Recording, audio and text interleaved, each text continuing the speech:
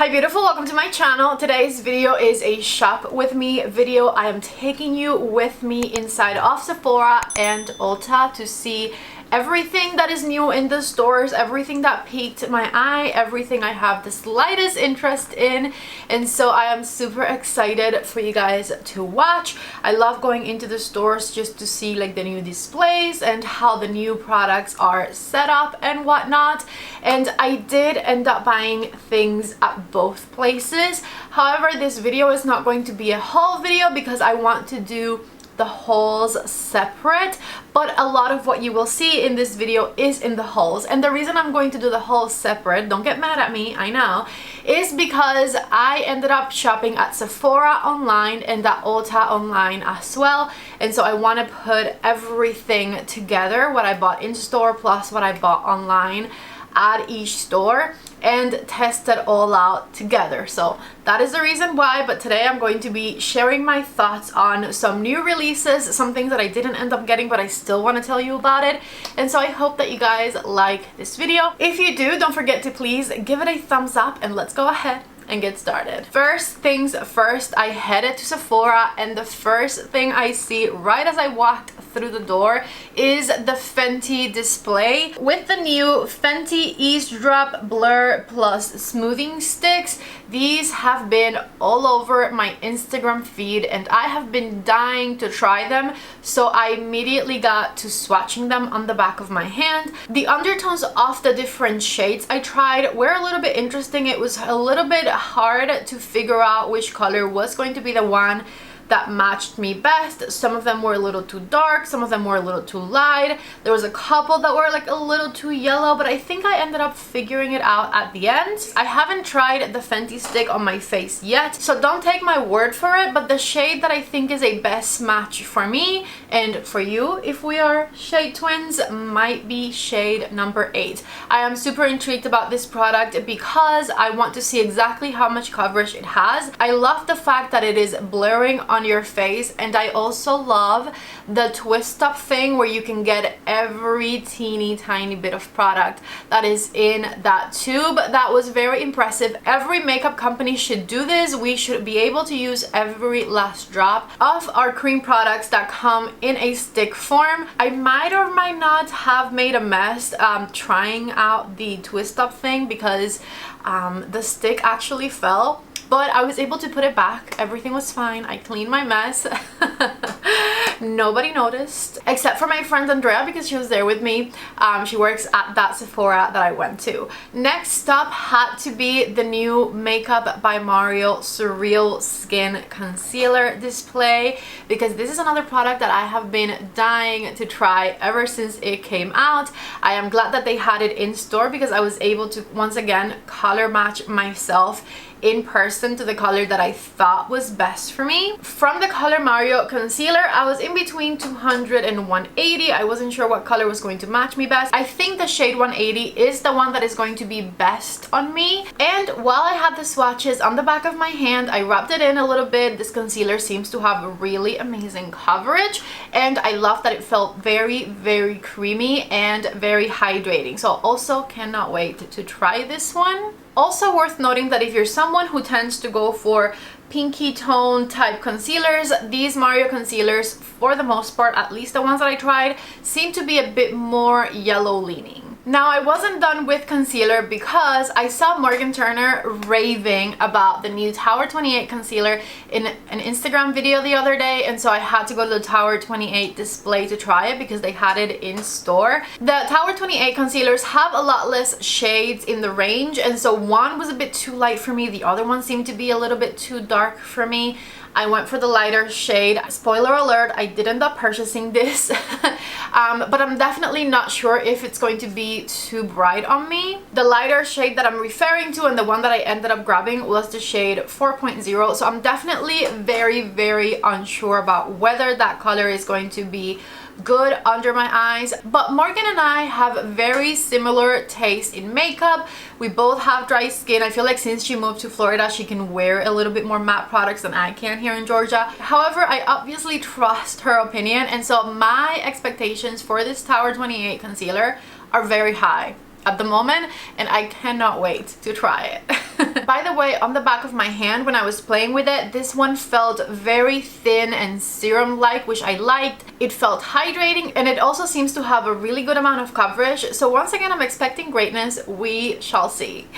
As I said before, my friend Andrea was working that day and she pointed me to the new Bobbi Brown Vitamin Enriched Tinted Moisturizer. She said it is a must-have, that she's been loving it. She's been putting it on a lot of clients at Sephora, and she sold me when she told me it smells exactly the same as the Vitamin Enriched face base. If you've ever had the Vitamin Enriched face base, you know that that is a very yummy, distinctive smell. And when I smelled the tinted moisturizer, and like I said, it smells exactly the same, I was sold. I was like, okay, I have to try it. I have to try it.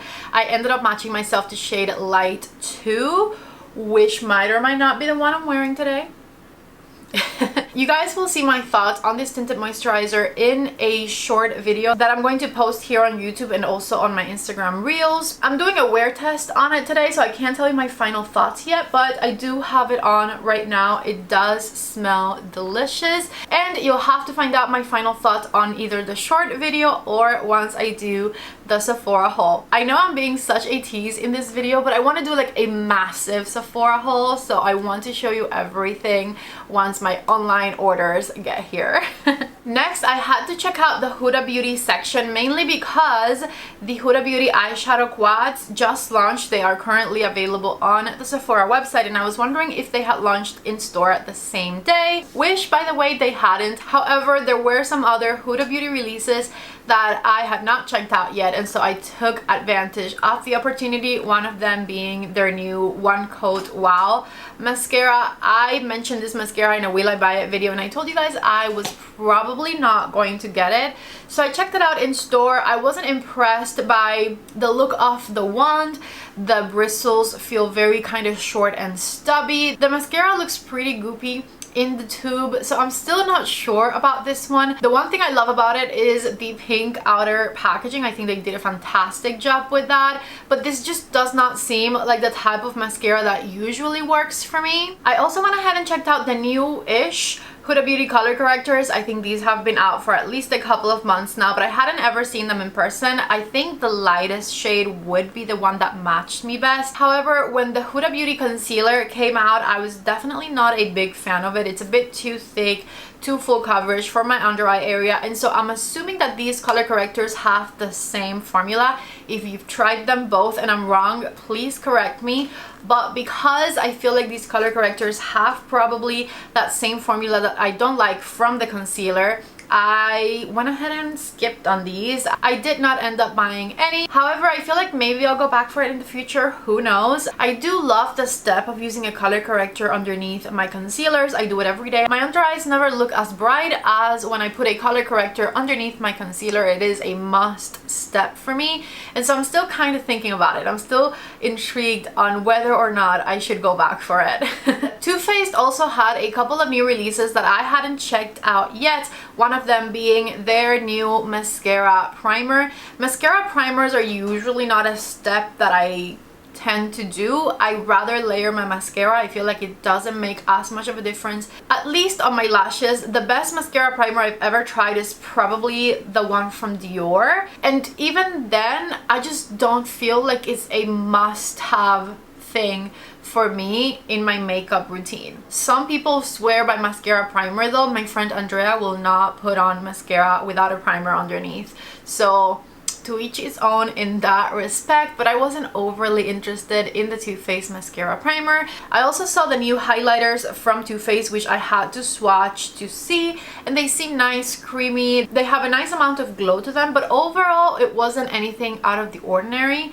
Makeup Forever has a new collection of cheek powders that I also had to check out. They have highlighters, blushes, and bronzers. I was playing with the formula a bit. It seems to be a very creamy, buildable type of formula. Not overly pigmented products, but nice and buildable, which sometimes I tend to prefer when it comes to face powders. However, the packaging of these seemed like the most boring thing in the world to me. I know Makeup Forever is like a makeup artist brand type of ordeal, and they've never had fun packaging. That's not what sets them apart. However, I honestly thought that the packaging of these new cheek products was just ugly, and the formulas felt good, but also nothing out of the ordinary, nothing we haven't already seen 1,000 times before. My final stop inside Sephora was at the Give end cap because I remember that I wanted to try the new plumping lip balms. They had all 3 of the shades in there, and of course I had to swatch them all. I'm definitely not sure about these because one of you told me in the comment section of a previous video where I mentioned it that these are the type of plumping balms that kind of hurt your lips when you put them on, and so that scares me. They didn't smell like cinnamon, which I like because I don't like the cinnamon plumping situation that a lot of lip plumping products have. So I'm definitely not sure if these are going to hurt my lips or not. They did have really nice sheer colors with a beautiful glowy finish to them. And as a surprise to nobody, the one I ended up liking the most is the one that had the more nudie pinky undertone to it. Next, I headed to Ulta, and the first thing I see when I walk through the front door of Ulta is the little display of Pat McGrath inside of Ulta. They didn't have any big mothership palettes, at least not in the store that I went to. They did have a couple of quads, they had some blushes, they had some mascaras, eyeliners. I definitely didn't need any of those products because I already have them all. You guys know, the Pat McGrath obsession, still real. But anyways, I did notice, and I'll have a link to this down below in the description box for you, that a lot of mothership palettes are now finally available at Ulta. When Pat McGrath first launched inside of Ulta, it was like a few products, no mothership palettes were available. If you've been saving your Ulta points and you want to spend them on a mothership palette, I wanted to let you know that they are now available on the Ulta Beauty website. Anyways, after I explored the little Pat McGrath setup at the front of the store, something else that piqued my eye was the new Ariana Grande Cloud fragrance. It comes in this beautiful pink bottle right here, and I gotta say, I smelled this and it was not my favorite. It smells like a body spray from Victoria's Secret would smell, and not the best ones because some of those are pretty nice, like the floral ones that like smell very typical. That's what this cloud perfume smells like to me, so it was not my favorite. The packaging is cute, but I wouldn't recommend it. It doesn't smell like a fragrance, it doesn't smell like a perfume. To me, it smells like a body spray type product. This next stop I was very excited about because the Ulta near me had the new MAC Cosmetics Studio Fix Radiant Foundation, which I immediately proceeded to try and match myself to, and boy was that a difficult task. If you know your MAC Cosmetics foundation number and you're interested in trying this new foundation from MAC, do not go by your number because the shades look completely different than what they typically would look in the traditional MAC Cosmetics way of numbering things. The shade that I usually say I am from MAC is NC25, and in the MAC Everywhere pen, which we'll talk about in a second, NC25 was my concealer color. It was a bit too light for my complexion. In this Studio Fix Radiant Foundation, NC25 was super yellow and kind of a bit dark on me. I was wondering about the NW shades because everything NC was extremely yellow on my complexion, and NW25 and NW15 are for like medium to dark complexions. They are super dark shades. So to make the long story short, the shade that I ended up picking for myself was NW15, which wasn't super yellow, it wasn't super red. So NW15 was a bit more neutral leaning and also a lot lighter, but still maybe a little bit darker than my complexion. Anyways, if you are interested in trying this new MAC Studio Fix Radiance foundation, I would honestly recommend that you go in store because the shades are completely different than what they usually are for MAC Cosmetics. But anyways, I ended up finding a shade that worked, and I honestly cannot wait to try this foundation. I was extremely impressed by the MAC Everywhere pen, so I have really high hopes for this new foundation launch. Since I'm talking about the MAC Everywhere pen, I have been telling you in several videos throughout the past month that I wanted to get another shade of the MAC Everywhere pen because the NC25 shade that I got when I first bought it is a perfect concealer shade for me, but it is a bit too light for all over the face. So I did end up buying another one. I bought NC30 and that shade seems to be the one that's going to work for my complexion, but I will have to keep you posted on all of these shade matching because I will not know until I try everything in the comfort of my own home, you know? There was nothing new Natasha Denona at the store, but I did notice that my store might be expanding the Natasha Denona gondola, the Natasha Denona display, because the section next to Natasha Denona is closed up at the moment, and so I think that the little Natasha Denona section is going to be expanded all the way to the left, which I am very excited about. The new ColourPop Naruto collaboration was inside the store, but only a few of the items. There was a palette, a lip liner, and like a single shadow. Now if you're interested in this ColourPop collection, it is now available on the Ulta website and they do have the whole thing.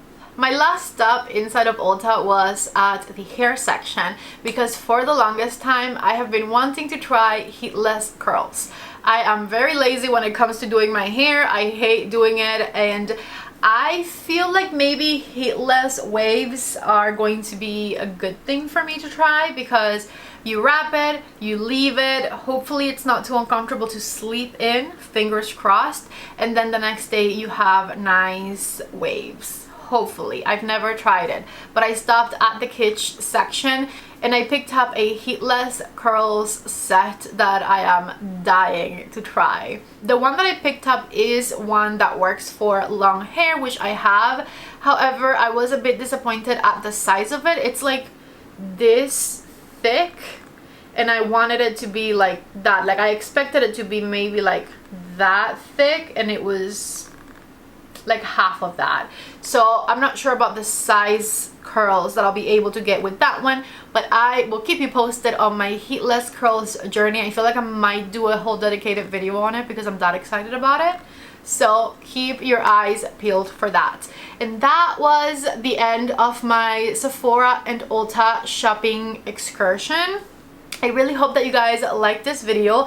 Let me know your thoughts on all of these new makeup products and tell me whether you like this style of video or not. I've done a couple of videos like this one now, but I'm still not sure how much you guys like them. So your feedback is definitely greatly appreciated down in the comment section. I love you all so much. If you like the video, give it a thumbs up. Before you leave, don't forget to please subscribe to my channel if you haven't already, and I hope to see you back in the next one. Bye.